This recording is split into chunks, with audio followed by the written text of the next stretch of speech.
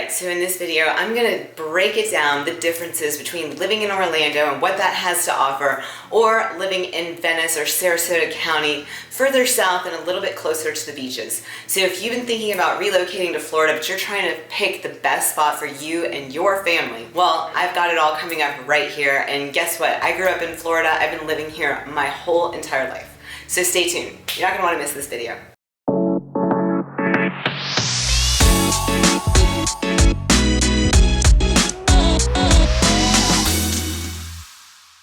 What's up everybody? Welcome back to my channel. My name is Francesca Hanaho.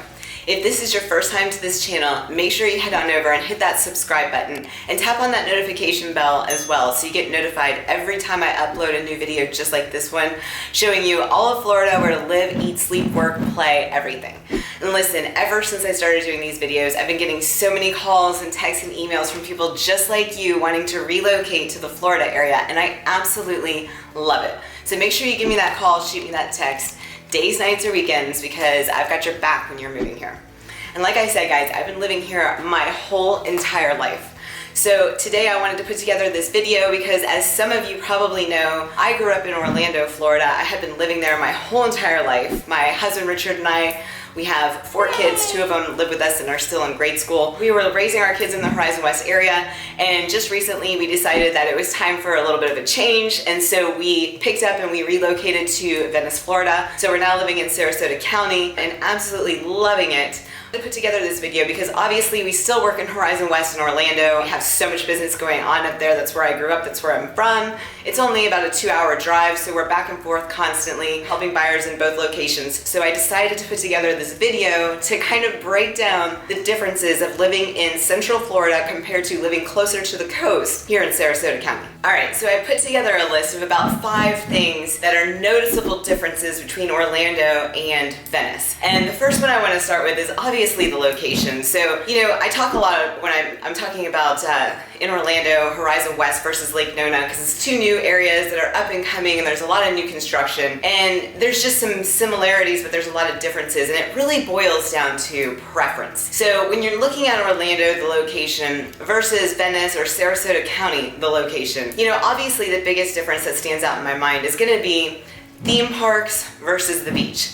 That's really a big part of why my family decided to move down here. We are water lovers. We love the beach. We love the ocean. And we've always wanted to live closer to the water. So a big dream of ours is definitely to live on the water one day. But for now, just getting closer and having that kind of lifestyle was super important to us. But if you're a family and you love going to the theme parks, I know I talk to so many of you that love going to Disney, and you come every year or twice a year, and then you go to Universal sometimes. You know, there's those people out there that absolutely love going to the theme parks and want to take their kids there. So I absolutely get it. If you want to be close to the theme parks, you definitely want to stay in the Central Florida area or Horizon West, so you're so close. And in Horizon West, you can actually see fireworks from your backyard most of the time. So if that's the case, then Central Florida is definitely for you. If you want a little bit of the theme parks, but you love being close to the beach, Venice is great because, of course, you have Busch Gardens, which is about 1 hour and 40 minutes away. And then obviously Walt Disney World's only a little over 2 hours away if you want to drive there. Maybe you have to stay in a hotel at Walt Disney because you don't want to drive back that night, but still, it's still absolutely doable. Okay, so when you live in Venice or Sarasota County, obviously we have tons of beaches to choose from, miles and miles of beaches, but just to kind of touch on a few, you know, Nokomis is just north of Venice. They have white sandy beaches, so they're really beautiful. You know, obviously Siesta Key is known for its white sand and clear water. So Nokomis is very close to Venice. You know, it's only about a 20-minute drive to get to that beach, and it's got white sand. All beaches south of there have a little bit darker sand, but also at Casperson Beach you can find shark teeth, lots of them. You know, the sand's a little bit darker, but you can go shark tooth hunting and get your shark tooth sifters out and look for shark teeth. That's a big deal down here, obviously being shark tooth capital of the world. Also, there's Broward Park that allows dogs. So if you're a dog lover and you want to bring your dog to the beach, you can go there. And then another thing I want to mention is, it's kind of a big deal here, is that we have a ton of parks on the beach, and the parking is always free. There's always bathrooms. It's always very clean. I know for some reason on the East Coast the beach is all charged to park, but on the West Coast that's just not the case. So free parking, nice clean restrooms, and just beautiful beaches. Now, don't forget, if you do live in Central Florida, you can drive to either the East Coast or the West Coast and make a day trip, no problem. My family and I used to drive to Clearwater all the time. It took about 2 hours, but it was totally worth the drive. All right, number 2 on my list of comparing Orlando to Venice or Sarasota County is gonna be the crime. Since moving to Venice, I have noticed that it's definitely very safe. The thing I want to point out about Orlando is, well, Central Florida in general, I'll just say, not just Orlando, but Orlando is very spotty. So when you are moving to Orlando or relocating to the Central Florida area, you definitely want to make sure you work with somebody who's lived there for a long time and can guide you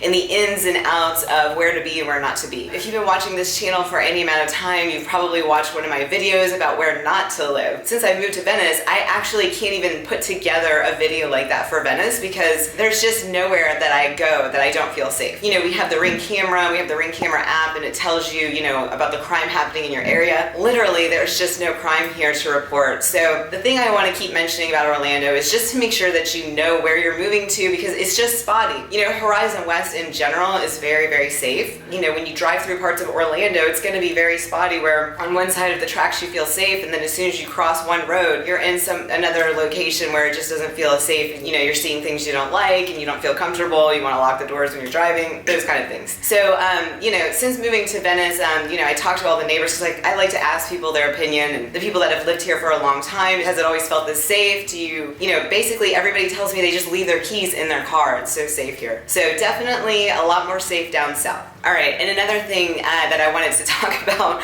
was the fact that in Venice or Sarasota County, when you start driving further south, you'll notice that it's actually mostly compiled of gated communities. And when I say gated, I mean like guard gated, 24-hour man gated. You're not just sneaking into these communities. And since moving into a gated community, my takeaways from that are, I hate it. I think it's a total pain in my butt. I don't like it at all. You know, I have young kids that want to play with their friends all the time, so I'm constantly having to call in moms to get their kids in to play with my kids. So I'm personally not a fan. And I just think it's actually laughable that one of the safest places I've ever lived in my whole entire life has all of these guard gates. So just wanted to put that out there. I know a lot of people feel much safer in gated communities, and that's great. I feel like they are somewhat safe because if there is an actual man that's letting people in, you're not going to just be able to go in behind somebody and follow people in. But for me, I think it's just, it's overrated for me. Moving on to number 3 is definitely going to be the risk when hurricanes hit. And I know this is a touchy topic right now because we just had one of the largest hurricanes that we've ever had. So, you know, prior to Hurricane Ian, I would have told you that hurricanes are not a big deal in Central Florida, and that, you know, I've lived through several of them my whole entire life growing up there. Obviously, Hurricane Ian, being this huge storm, almost a Category 4 or 5, came in with such strong winds, and obviously Richard and I were down in Venice. So, you know, we had to put up hurricane shutters. That was a total, you know, it's not fun to put up the hurricane shutters. Obviously, Richard found a couple of things to make it a little bit easier. It's just a hassle though, right? So if you're gonna be living in an older home and you're closer to the water, you're gonna have to put up these hurricane shutters, and it can be a little bit of a pain. Now, if you're building a new home like in Welland Park, you can actually opt for hurricane windows, or they're supposed to be puncture proof, right? So you don't have to put up hurricane shutters. I highly recommend this investment. I even had somebody comment on one of my videos during the hurricane that she wished she would have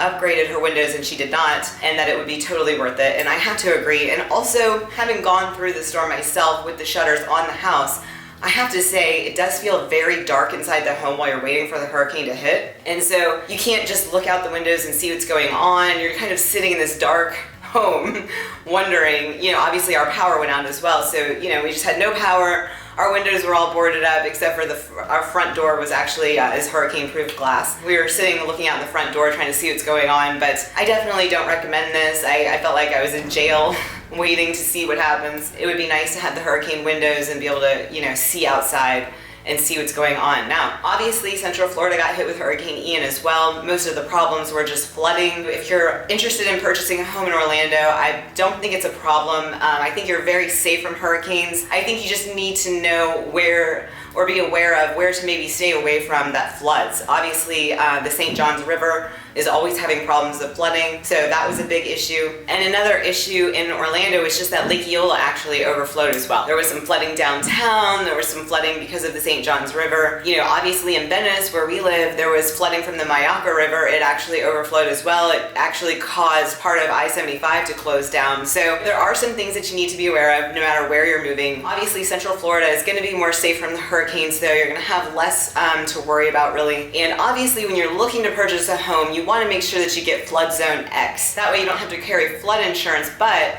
it just means you're in a higher elevation and you have less risk of flooding. Now, another thing that I'm going to tell you that I've learned since Hurricane Ian is that just because you don't have to cover your house with flood insurance doesn't mean that you shouldn't have flood insurance. If you are going to be moving closer to the beaches, I'm going to highly recommend that you go ahead and pay the extra money for the flood insurance, because a lot of people in Venice, Florida, after Hurricane Ian that actually did have their homes get flooded, didn't have flood insurance, and then the insurance company wouldn't cover their claims. You know, if you can't afford to carry flood insurance, I'm always going to now recommend it to my clients if you're moving closer to the water down south. I just think it's a good idea to have that extra layer of protection, and I'd rather be safe than sorry. Okay, moving on to my number 4 thing that we're going to talk about today, the differences, pros and cons, is going to be the crowds. If you want to live somewhere where it's not really crowded, if you don't like sitting in traffic and it taking a long time to get to work, then Venice is definitely the place for you. It's one of the other reasons why we decided to make a move as well. Orlando and Central Florida in general has just become so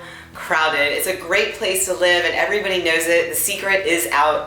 That's a big difference. We came down to Venice for vacation, and just seeing the lack of traffic and crowds everywhere was so refreshing to me to be able to get around easily. So even during season living in Venice, it hasn't been as crowded as some of the locals tried to say that it gets, but I guess coming from Orlando, I don't think it's busy during season in Venice, so it's still not very crowded. There's not a lot of traffic. Yes, it's a little bit more crowded, especially when you go to dinner and some other places. Now you need reservations because, you know, the snowbirds are here and they're all enjoying their favorite restaurant. So it doesn't bother me though. Orlando has definitely gotten, you know, quite crowded in the last few years ever since COVID hit. So I did a little research because I was talking with somebody else about the population and the crowdedness. And just to give you a little comparison, the population in Venice in 2021 was 26,047. The population in Orlando was 309,154. And just for comparison, the population in Winter Garden was 46,502.